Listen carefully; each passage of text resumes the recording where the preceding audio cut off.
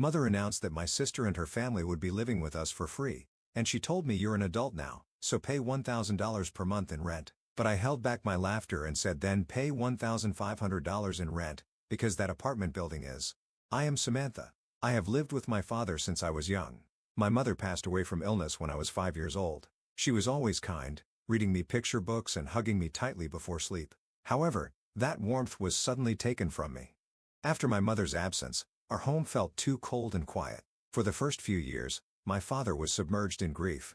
Yet, he tried to recover by immersing himself in his work. After some time, he started dating occasionally, but never introduced any women to me, likely out of consideration for my feelings. Despite this, we lived peacefully together. On weekends, we watched movies or had picnics in the park. Even though he was busy, my father always made sure to bake a cake for my birthday and attended my school events whenever possible. However, around the time I turned 14 years old, my father was promoted and his job became even busier. He started traveling more, only being home about 5 days a month. I spent a lot of time alone, but I kept telling myself that Dad is working hard. Even though I felt lonely, I believed our relationship was still one of mutual support, but I was mistaken.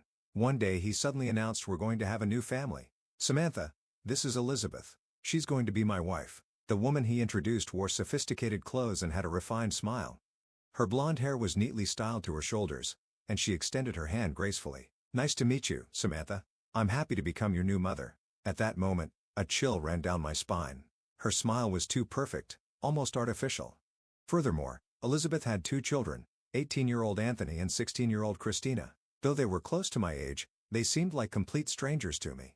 Let's get along as a family, Elizabeth said, but a sense of unease spread within me. As soon as Elizabeth and her children moved in, the atmosphere changed. Initially, Elizabeth acted kindly, smiling and saying, "Let's get along, Samantha." However, when my father left for his first business trip, her attitude shifted. "Samantha, you're part of the family, so you'll help around the house, right?" Feeling a sense of discomfort with those words, I nodded and said, "Yes." Helping out with chores was fine, but soon it was clear that helping meant doing everything. I made breakfast, washed dishes, cleaned, and did laundry. Elizabeth drank coffee in the living room elegantly. Christina was busy with her smartphone, and Anthony was immersed in his games. One day I asked, "Hey, Christina, aren't you going to help too?" At that, Christina laughed dismissively. "What? Why should I? You do it. I'm busy with a photo shoot for my social media." Anthony snorted. "That's a woman's job." Elizabeth just sipped her coffee looking pleased. When my father returned from his trip, Elizabeth began her performance. "Welcome back, Douglas. I've been taking care of everything at home. It's tough, but I can manage the family." I was dumbfounded. I had done everything, yet Elizabeth acted as if she was the one struggling. My father thanked her. "Thank you, Elizabeth," and turned to me with a smile. "Is Samantha helping a bit?" "Yes." I swallowed my words. Arguing seemed pointless without evidence, and my father might not believe me. Thus began my days of hell. Elizabeth's dominance escalated daily, but I couldn't ask for help from anyone. If I talked back, I was scolded for being impudent, and the punishments grew harsher. After school, I was immediately put to work. I had no time to play with friends or even study. I had to endure. Elizabeth's demands became more severe, and my burden exceeded its limits. Something had to be done. I made a decision and reported to Child Protective Services. When an investigator came and questioned Elizabeth, she cried profusely. "That's not true. I love Samantha like my own daughter. I'm doing everything for her, but she's misunderstanding." Her theatrical voice sent shivers down my spine. However, the investigator couldn't make any conclusion immediately. Days later, the results were communicated. There are issues within the home, but it cannot be labeled as abuse definitively, so only guidance will be provided. I was shocked. Despite all I had endured, nothing would change? Elizabeth sneered. "To do such a thing, what a terrible child." And since then, her treatment of me worsened. I became isolated in this house and lost any escape, but I swore to myself, one day, I will definitely turn this situation around. Until that day came, all I could do was endure. My 18th birthday should have been a special day, but reality was different. My father was away on a business trip. Of course, I had received a message from him in advance, apologizing for not being able to be home on my birthday. However, the words that followed chilled my heart. "Enjoy a wonderful dinner with Elizabeth and the others." Dinner? For a moment, I didn't understand what was being referred to. Then the meaning quickly became clear. Elizabeth had lied to my father claiming, "We are celebrating Samantha's birthday at a famous restaurant in grand style." Of course, there had been no such plans. Like any other day, I came home from school and started preparing dinner. Christina was in the bathroom, as usual, filming videos for her social media. She had many followers and claimed, "I'm going to be an influencer in the future." Anthony, despite having graduated from college, did not work and spent all his time gaming in his room. Elizabeth was drinking wine in the living room. Gathering my courage, I said, "Hey, it's my birthday today." Elizabeth replied with a cool expression. "Oh, that's right, but you're an adult now. So there's no need for special treatment, right?" Christina giggled and added, "Exactly, you're 18 years old now. Why not celebrate by yourself?" I felt anger but held it in and continued making dinner quietly. As we finished eating, the doorbell rang. A package had arrived. It was from my father. When I opened it, there was a beautifully wrapped box and a letter inside. "To Samantha, happy 18th birthday. I am proud of how you always work hard with love, Dad." As I read the letter, tears nearly spilled from my eyes. However, Elizabeth's cold voice came from behind. "What's that? Let me see." She snatched the letter from my hands, glanced at it, and scoffed. "Ah, Douglas does love this kind of thing. Proud of how hard you work. What exactly is she working hard at?" "Elizabeth, give it back." When I reached out, Elizabeth deliberately threw the letter onto the sofa. "Well, you should be grateful, but things are going to change now." "What do you mean?" I watched her warily. Elizabeth took a sip of her wine and smirked. "You're 18 years old now, right? That means you're an adult. So what? As an adult, it's normal to pay your own rent, isn't it?" I couldn't believe my ears. "Pay my own rent?" "That's right. From now on, you'll be paying $1,000 a month." Christina and Anthony chuckled. "Well, it makes sense. You can't expect to live here for free forever, but it's only $1,000, so you should be grateful," Anthony added. I was beyond angry. "What about Christina and Anthony? What about them? Do they pay rent too?" Elizabeth shrugged dismissively. "Don't be silly, Samantha. They're family, so they don't need to." "Aren't I family too?" Elizabeth smirked. "You're not my real daughter." At that moment, something inside me snapped. I silently returned to my room and opened a drawer in my desk. Inside was an important property deed. It clearly stated that the house was in my name. My mother had left it for me. The owner of the house was neither Elizabeth, nor even my father, but me. The next morning, I consulted a lawyer. Then he calmly said, "The house is in your name. That means you have the right to charge for rent from anyone living here." "That's right. Conversely, Elizabeth and her children cannot live here without your permission. If they don't pay rent, they can be treated as squatters." "I see." I smiled slowly. That night, in the living room with Elizabeth and the others, I quietly said, "I don't think I should be the one paying rent." "You should be," I suggested. "What?" Elizabeth looked shocked. "This house is in my name. If you want to keep living here, you should be the ones paying rent," I explained. "Samantha, you're kidding, right?" Christina exclaimed in panic. Anthony tried to say something, but was at a loss for words. "If you don't pay, you'll need to leave," I stated firmly. "You're joking?" Elizabeth screamed, but I was done holding back. "Elizabeth, you said it yourself, didn't you? It's normal for adults to pay rent," I reminded her. Elizabeth's face turned red with anger as she yelled. "Douglas would never allow this." I responded calmly. "Then why don't you call Dad and check with him?" Elizabeth was left speechless. Silence took over the living room. My counterattack had finally begun. The next morning, I received a call from my father. "Samantha, can you talk right now?" "Yes, Dad. What's going on?" "Elizabeth called me. She said you told them they had to pay rent. Is that true?" I took a deep breath and answered quietly. "Yes, it's true." My father sounded puzzled. I could hear a small sigh from the other end of the phone. "Samantha, can't you reconsider? They are upset because it was so sudden." I closed my eyes quietly. Reconsider? Would someone who truly understood what I had been through say that? "Dad, can I ask you something?" "What is it, Samantha?" "Do you know what kind of treatment I've been receiving from Elizabeth and her kids all this time? While you were away on business trips, I was always the one stuck with the household chores. Elizabeth didn't do anything, but when you came back, she'd act like she'd done everything. Is that true?" "That's not all. Even when I reported to Child Protective Services, it ended with just a warning because there wasn't enough evidence. You didn't know, but I've been fighting this alone." "Samantha, that's and yet, the moment I turned 18 years old, she said, 'You're an adult now, so you should pay rent. Anthony and Christina are family, but you're not my real daughter.'" My father was silent for a while. I knew that it was necessary for him to face the realities he had failed to see. Eventually he said slowly, "I'm sorry, Samantha. I didn't know anything, and you didn't try to know." My father had nothing to say in return.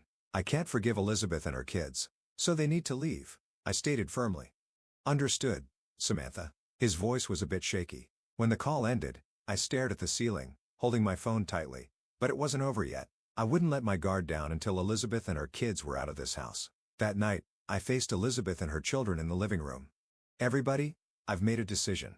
Elizabeth crossed her arms and glared at me coldly. Christina sat with a sullen look, crossing her legs, while Anthony was busy with his smartphone as usual. The house is in my name. If you want to stay, pay rent, but if you don't pay, you'll need to leave. Elizabeth scoffed. Samantha, you're joking, right? You're still a child and you say that. I'm an adult, right? Didn't you say that yourself? Elizabeth's expression stiffened. I've decided. You have 30 days to leave. Christina stood up abruptly, kicking the chair. What? Who do you think you are? This is Dad's house. No, it's my house. That's a lie.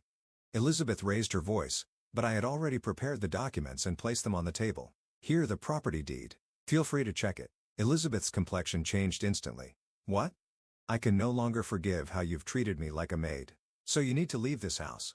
Elizabeth said with a trembling voice. Don't mess with me. A child like you doesn't have the right to decide something like this. The law seems to think otherwise. As I recalled the advice from my lawyer, I calmly informed them.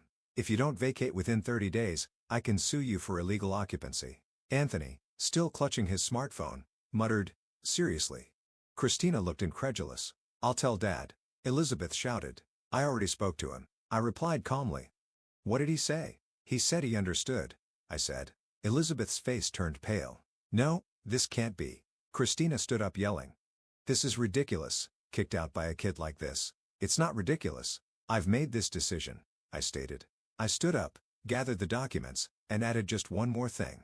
Pack your things within 30 days. I then left the living room.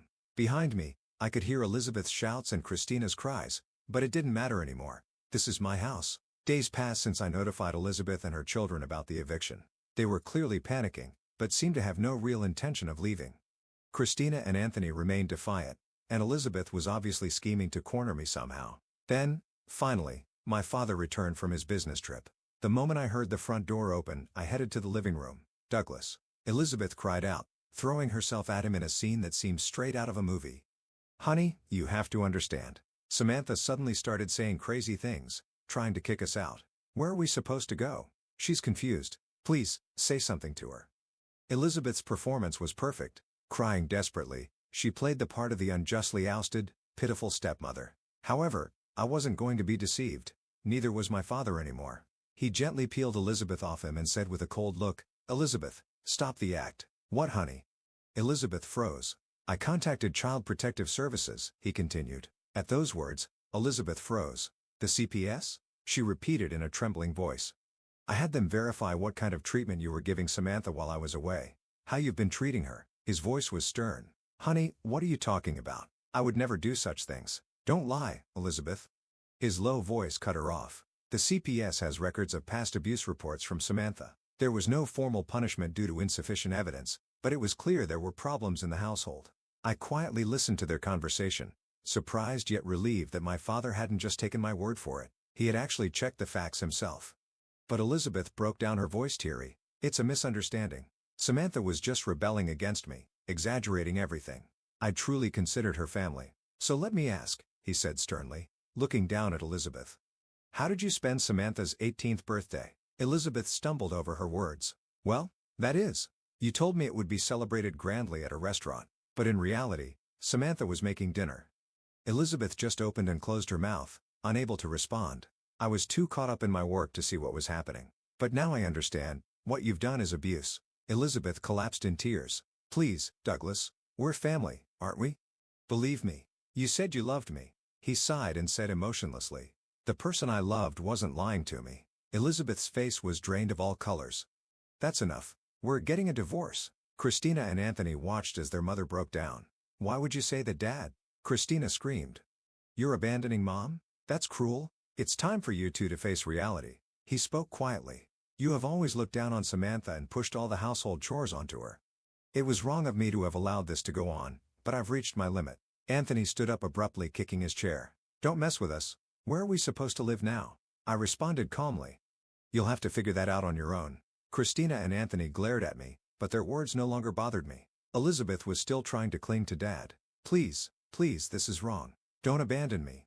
The one who kept deceiving me was you, he replied. With those words, he slowly left the room. Elizabeth collapsed in shock. I looked down at them and stated plainly, "Pack your things quickly and leave." Christina, her face turning red with anger, shouted, "Even if Dad abandons us, this is the only place we have. Are you going to pay the rent?" I asked calmly. Christina was left speechless. "If you don't pay, it will be considered illegal occupancy." At this, Elizabeth fell completely silent. There was no longer any arrogance or grace in her eyes, only the look of a defeated dog filled with despair. This was the end. I muttered that to myself as I quietly left the living room. A few days later, Dad officially filed for divorce. He proceeded quickly with the proceedings through a lawyer against Elizabeth. She was left completely clueless as she watched the family she had built up crumble before her eyes, but more damning facts came to light. It was discovered that Elizabeth had been using Dad's credit card without his permission in the past. This was considered financial exploitation and even credit card fraud, and Dad's lawyer was preparing for litigation. Receiving this news, Elizabeth was at a loss for words and ultimately lost everything. The false world she had been upholding crumbled completely, and she left the house with a stunned expression. Anthony and Christina, having lost Elizabeth's support, were at a loss for where to go. Anthony continuously moved from one friend's house to another in a nomadic lifestyle, while Christina went through a cycle of living with her boyfriend, breaking up, and then swiftly finding a new boyfriend to ensure she had a place to live. They were forced to face reality beyond the false family they had built. With the liberation from Elizabeth's toxic influence, a sense of subtle relief began to wash over me. As those who were no longer needed departed, the house gradually returned to a state of peaceful tranquility. The noisy days seemed like a lie as the house was enveloped in a calm atmosphere. It became excruciatingly clear to me just how disruptive Elizabeth, Anthony, and Christina had been to the harmony of my world. At the same time, my father expressed his remorse repeatedly. Initially overwhelmed by an indescribable surge of anger, as time progressed, I found myself able to methodically work through my tangled emotions. "Samantha, I am truly sorry for everything. I was completely oblivious to the struggles you were enduring." He earnestly apologized. Regret and frustration were evident in his words. At that moment, I was uncertain about how to react. Deep down, I still harbored feelings of resentment that I found hard to forgive. However, considering he had been manipulated by Elizabeth too, I couldn't bring myself to blame him completely in my heart. I began to think that perhaps my father was just another victim too. Accepting this was not easy, but I decided to gradually try to reconcile. Initially, I was cold towards him, but gradually his sincere demeanor moved me. I may never completely forget, but at least I chose to mend our relationship without being bound by the past to move forward. Despite the difficulties, I managed to graduate from college. Each step held significant meaning for me. Initially consumed by problems at home, I had no room to think about my future. But after graduating and going through job hunting, I finally began to walk my own path. Then I made a resolution. I would remodel the house. I developed a desire to make that house a truly peaceful place this time. It was the house my mother left us where my father and I could start afresh with renewed spirits. "Let's truly make this a place where our hearts can rest easy," I declared as I initiated plans for the renovation. During this period, Elizabeth and the others faced their own struggles. Following her defeat in court, Elizabeth found herself accumulating debt in an effort to manage repayments, leaving her no time to enjoy her previous luxuries like sipping elegantly on coffee or indulging in stylish attire, as she grappled with her new, harsh realities daily. Anthony was trying to find a job but was having trouble securing employment due to his past issues. He was desperately searching for job opportunities, but was not progressing well. Christina, who had been thriving as an influencer on social media, faced backlash over a casual remark that went viral. Furthermore, her past actions were exposed online, garnering resentment from followers. I realized that there was no longer a need for me to concern myself with their tribulations. With each step of the house's renovation, the anxiety and anger in my heart gradually faded. The act of renewing the house felt as though it was rejuvenating me as well, and I found myself increasingly eager to see the transformation. Finally, on the day everything was completed, warm light bathed the interior, casting a glow that filled the space with tranquility and a deep sense of security. Realizing that this house is my new starting point, I take a deep breath.